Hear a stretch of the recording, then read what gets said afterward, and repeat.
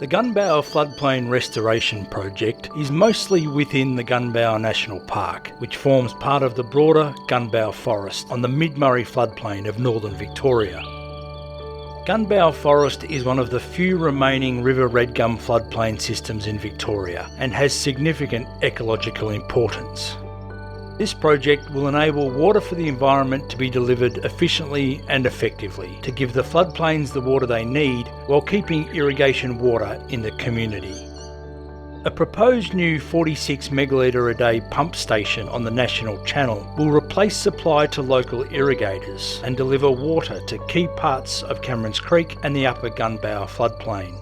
A new pipeline will both aid floodplain watering and provide a secure and reliable source of water to irrigators, supporting local agriculture and productivity.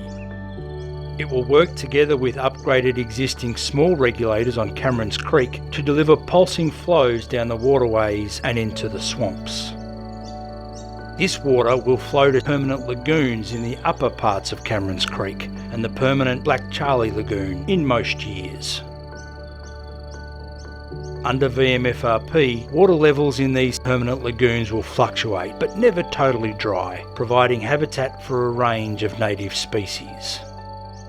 Forest flows are rich in food and nutrients lifted from the floodplain floor and provide an abundance of food sources for aquatic fauna.